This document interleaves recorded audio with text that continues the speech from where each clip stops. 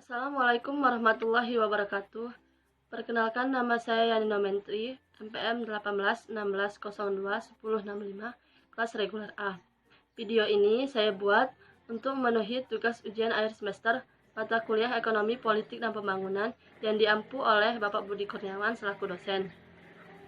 Soalnya adalah, bila saya diminta bupati atau wali kota untuk memberikan rekomendasi kebijakan dalam rangka mengentaskan masalah kemiskinan di kabupaten atau kota di mana saya berasal, apa rekomendasi kebijakan yang akan saya rekomendasikan dan mengapa?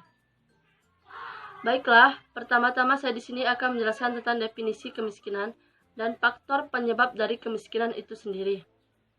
Apa itu kemiskinan?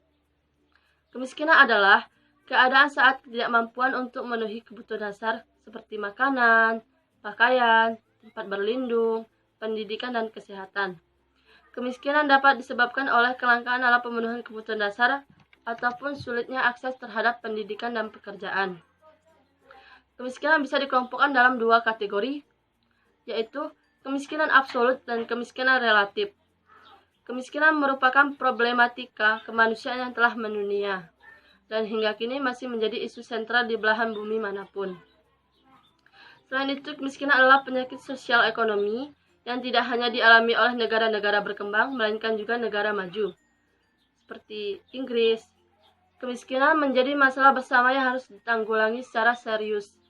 Kemiskinan bukanlah masalah pribadi, golongan, atau pemerintah saja, akan tetapi hal ini merupakan masalah negara Indonesia.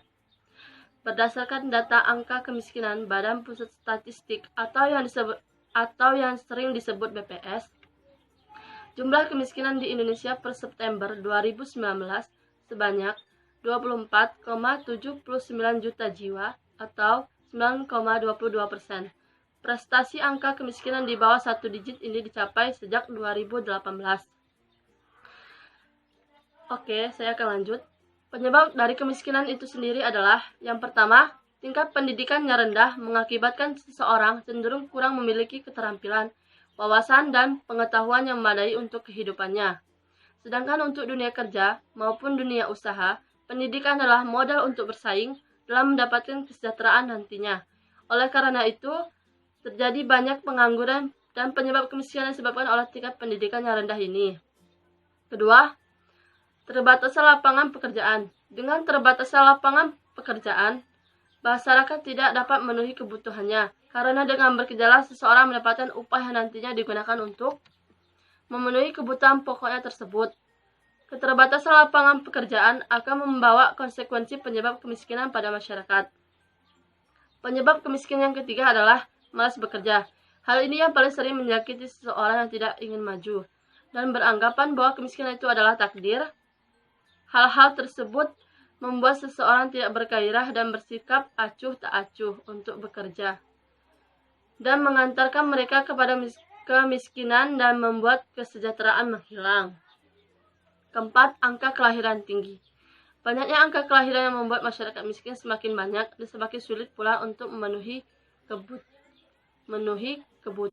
Baiklah, sebelum saya masuk ke dalam rekomendasi kebijakan apa yang akan saya berikan untuk Kabupaten Pesisir Barat, saya di sini akan menjelaskan terlebih dahulu tentang Kabupaten Pesisir Barat. Kabupaten Pesisir Barat merupakan sebuah kabupaten termuda di Provinsi Lampung. Kabupaten Pesisir Barat merupakan hasil pemekaran Kabupaten Lampung Barat yang disahkan berdasarkan Undang-Undang Nomor 22 Tahun 2012 tentang pembentukan Kabupaten Pesisir Barat Provinsi Lampung pada tanggal 25 Oktober 2012, kemudian diresmikan pada tanggal 22 April 2013. Sektor pariwisata merupakan potensi andalan Kabupaten Pesisir Barat. Setiap tahun ratusan bahkan ribuan turis datang ke Krui untuk berlibur, berselancar, dan menikmati keindahan pantainya. Selain pantai Krui memiliki dua pulau eksotis, yaitu Pulau Pisang dan Pulau Betuah, yang alami dan keindahannya tidak kalah dengan pulau-pulau destinasi wisata di dunia. Hanya memang potensi itu belum tereksplorasi.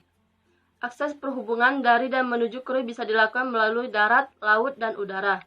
Di Krui terdapat Bandara Serai, Pelabuhan Kuala Stabas, dan Jalan Nasional Lintas Barat yang melewati seluruh wilayah Krui yang berada di garis pantai sepanjang 200 km lebih.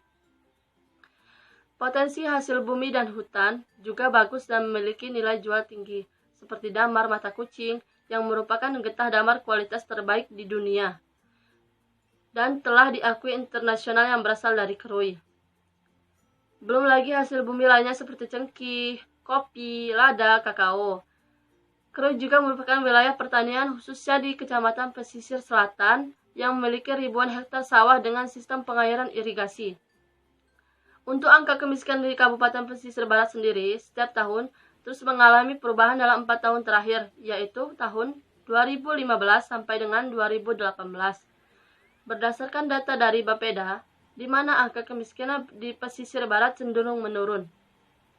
Meski angka kemiskinan Kabupaten Pesisir Barat terus mengalami penurunan, tapi untuk tingkat angka kemiskinan Provinsi Kabupaten Pesisir Barat menjadi kabupaten termiskin keempat atau nomor 11 terendah di Provinsi Lampung. Baiklah, saya akan lanjutkan dengan menjelaskan beberapa rekomendasi kebijakan.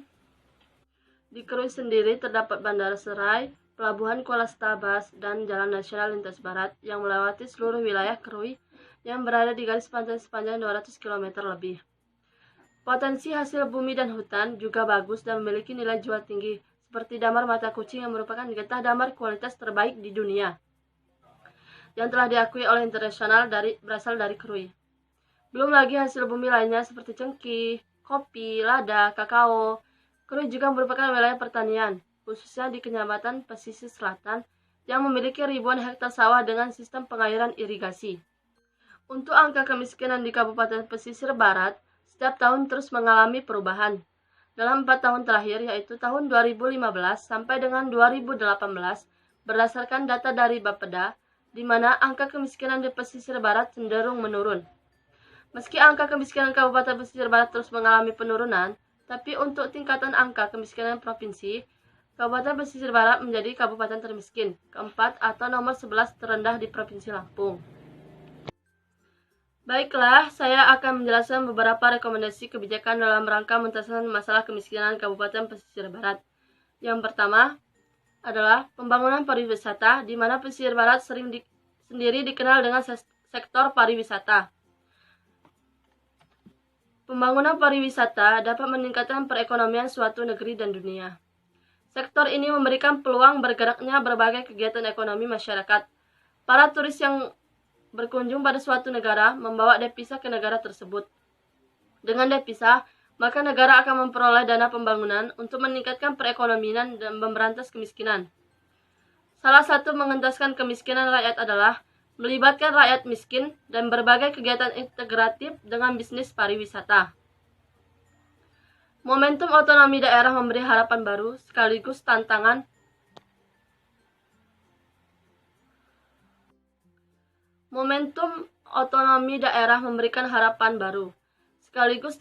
bagi pemerintah daerah dalam menjalankan roda pemerintahan serta mengemban misi pelayanan masyarakat. Bersamaan dengan itu, kondisi ekonomi Indonesia yang sedang dalam masa pemulihan yang berjalan relatif rendah.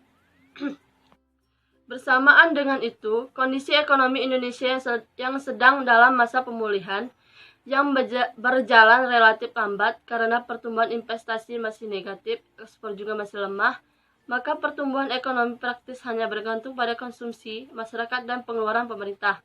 Hal ini semakin memacu semua pihak untuk berupaya meningkatkan kesejahteraan masyarakat melalui pembangunan daerah.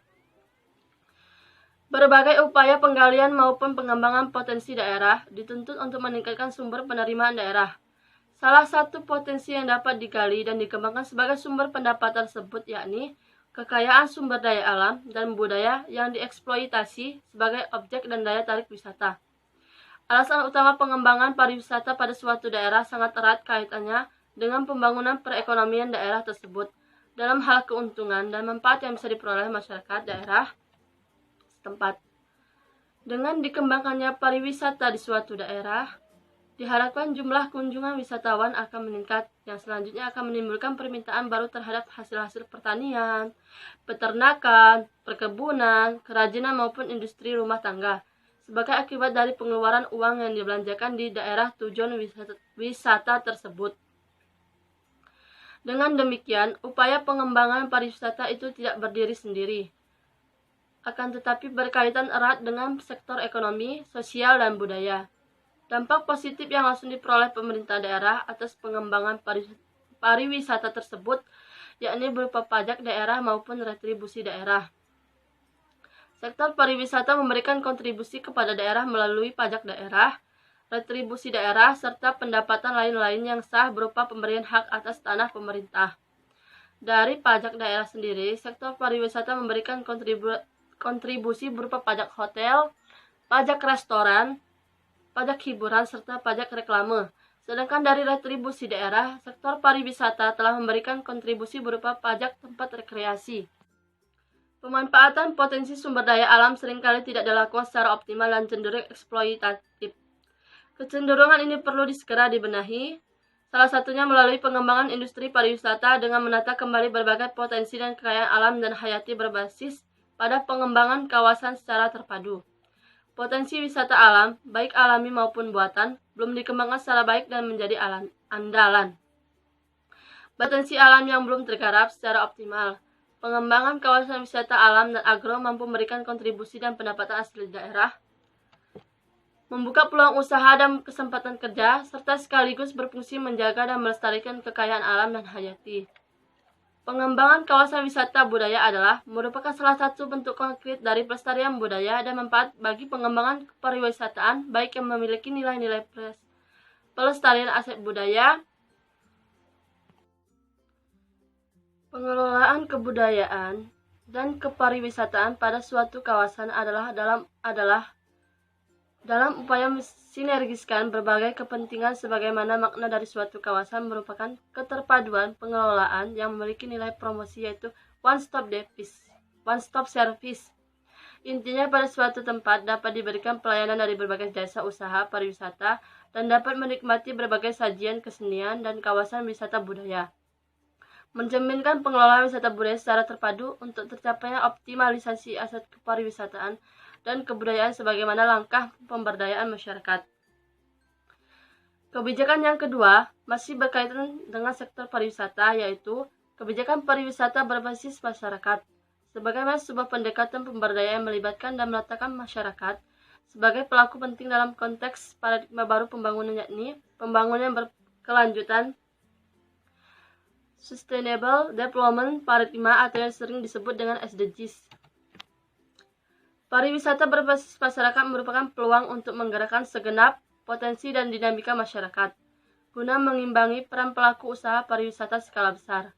Pariwisata berbasis masyarakat tidak berarti merupakan upaya kecil dan lokal semata, tapi perlu diletakkan dalam konteks kerjasama masyarakat secara global. Pariwisata berbasis masyarakat adalah pariwisata di mana masyarakat atau warga setempat memainkan peranan penting dan utama dalam pengambilan keputusan, mempengaruhi dan memberi manfaat terhadap kehidupan dan lingkungan mereka. Dalam konsep pariwisata berbasis masyarakat, terkandung di dalamnya adalah konsep pemberdayaan masyarakat. Upaya pemberdayaan masyarakat pada hakikatnya selalu dihubungkan dengan karakteristik sasaran sebagai suatu komunitas yang mempunyai ciri, latar belakang, dan pemberdayaan masyarakat. Yang terpenting adalah dimulai dengan bagaimana cara menciptakan kondisi suasana atau iklim yang memungkinkan potensi masyarakat untuk berkembang.